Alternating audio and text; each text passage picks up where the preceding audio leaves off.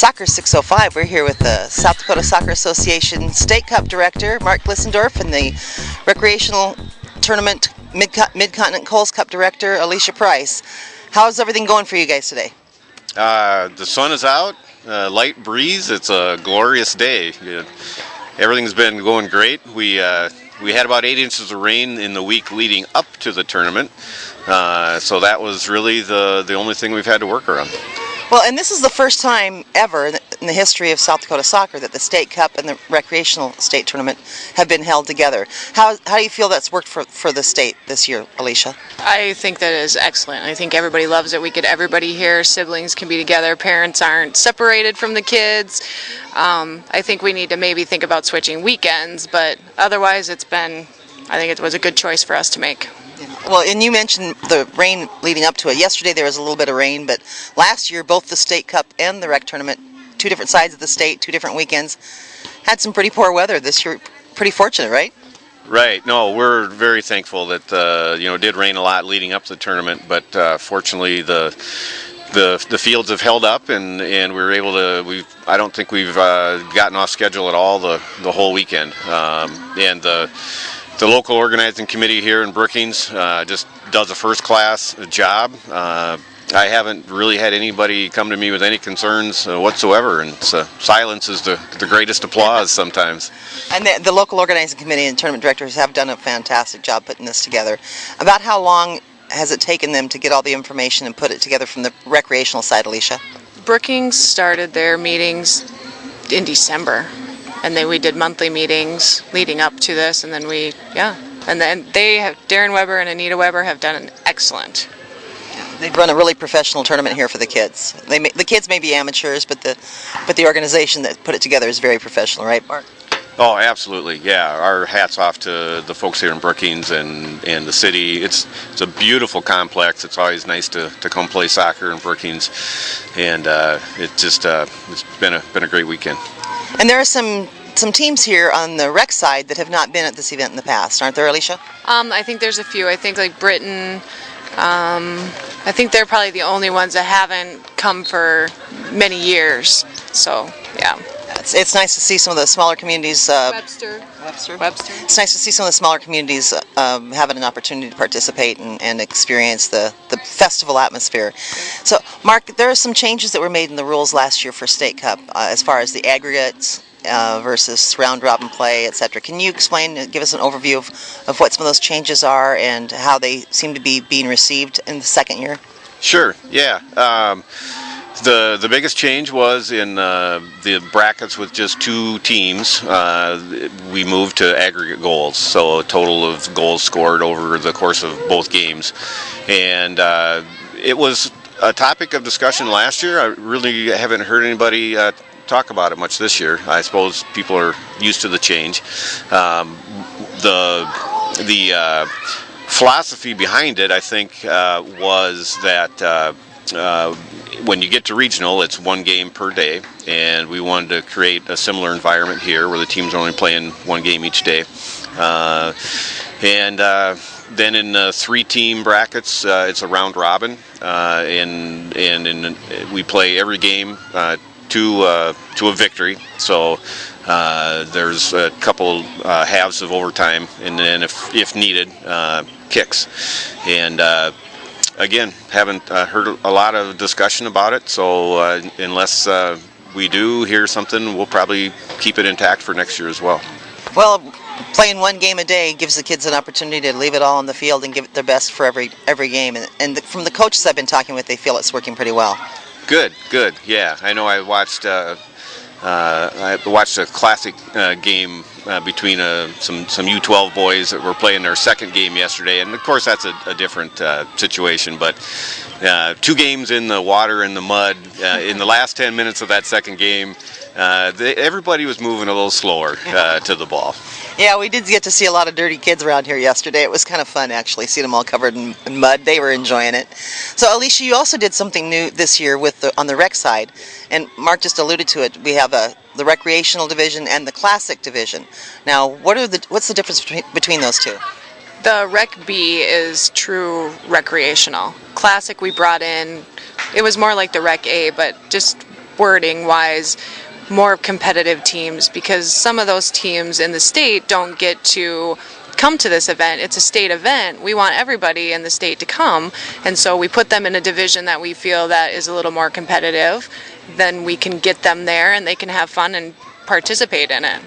So that classic division was kind of a collaborative between the rec and the competitive side, correct? Yep, we worked on that for a while just to get it so that we could get everybody here. And true rec is true rec.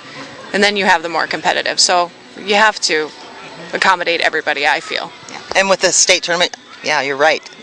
Everybody in the state should have an opportunity to be at this event.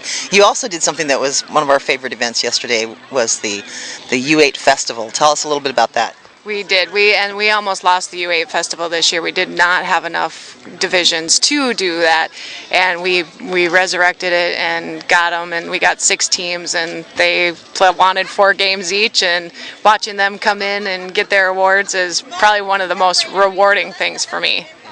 Well, that reminds you of what it's all about. If you can instill that passion at that young age, they'll be still competing and playing for your program, right, Mark? Oh, absolutely. Recreational soccer is the foundation of everything. You don't have kids move on up through and get to the competitive level if you don't have a great recreational base. So I think at the state level, I think recreational soccer should always be our number one priority, and where we spend the majority of our time and efforts, and that's again another reason why we wanted to bring all this together if we could on one weekend, because the little kids, for them to be able to, for a 8, 10, 12-year-old to be able to walk over and watch a highly competitive U17 game with players that are committed to colleges already, that's a great opportunity for them. And the other side of it is sometimes you see the older kids walking by the U8s with a big smile on their face, and it brings back a lot of memories for them on when they were kids running around in the mud, just chasing the ball around. So it's good for everybody. Yeah, and it was just a fun atmosphere. So this being the first year, do you anticipate any changes for next year? You mentioned maybe a change in the weekend. Anything else you think you might change? No, I think you work. This is our first year, so we're working out the kinks. But quite honestly, there hasn't been any kinks. So I say we move forward. Just think about switching weekends, and we're good. Any from your side? No, I completely agree. Yeah, the weekend is always a challenge. There's always conflicts, and we moved it later in the calendar because we were hoping for better weather, because we have had a lot of I don't remember very many state cups where I haven't had on a raincoat or a parka or something. So we were trying to move out of the rainy season. We still had to deal with a little bit of water, and for state cup, part of the philosophy of the weekend was to try and move away from the high school track season and avoid that conflict for some of the multi-sport athletes. But then the President's Cup, which is available for teams that play second, they moved their date up, so now the President's Cup is only 5 days away. So that there were some logistics that were difficult to plan for President's Cup by virtue of where everything landed. So we'll take a look at where they are, and we'll take a look at the high school calendar and try to see if we can find a weekend that works for both the rec and the competitive divisions again, because it's a great event with everybody together. Well, and speaking of President's Cup, does it look like we're going to have some good representation from South Dakota at that event this year, probably higher than in the past? Yeah, we have teams in 4 age divisions that are committed to President's Cup if that's how they finish here, and right now it appears that we're going to fill all 4 of those divisions, so we'll be well represented at President's Cup, and our teams in recent years have been extremely competitive at President's Cup, so it's a good experience for them. Well, last year one of our teams went to Nationals from South Dakota. The year before we had a team that was eligible to go to Nationals, but for various reasons didn't go on. So it does appear like it's a good, viable tournament for our teams to go to. Well, you mentioned high school.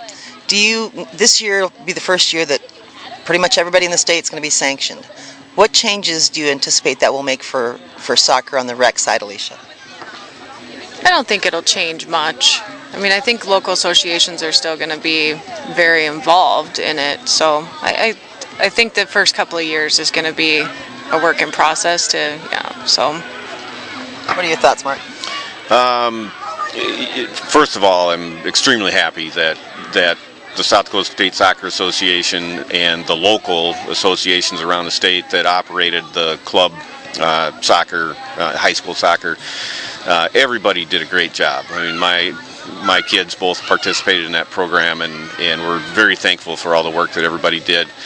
We couldn't be happier to hand it to the schools and the South Dakota High School Activities Association, because it just, when the kids walk through the hallway of their high school, just it's a little more, they're really playing for their school now. So, and I think we'll see increased media coverage because of it, and so it's all good. It's kind of fun to hear the brainstorming around the state. We have this machine that really ran that high school event very well in the season and the league, and I've heard a couple of neat ideas of what we potentially could do with that infrastructure. I've heard somebody talk about what if we took what we used to do in high school and dropped it down into middle school and organized middle school soccer. I've heard. You just gave me chills with that one. What's that? That just gave me chills. The potential for that, getting that middle school going, sounds exciting. Oh, wouldn't that be great? Yeah. Another idea I've heard is to take some of that energy, and I guess there are some discussions going to create a Dakota League in conjunction with some of the soccer communities in North Dakota, and create an advanced or a larger league with more teams than we've had in the past. So. I think there's some good infrastructure there that we'll find something very worthwhile to do with it. When do you think we might be hearing final word on say, the Dakota League and what the plans are there? I hope, my hope is by this fall that there will be something organized for the fall. Sounds great. Well, I know you both have other duties. Appreciate you taking some time with us at Soccer 605. Congratulations on a great historic event with the SoccerFest. Thank you. Thank you, and thank you, Brookings. They did a great job here. Thanks.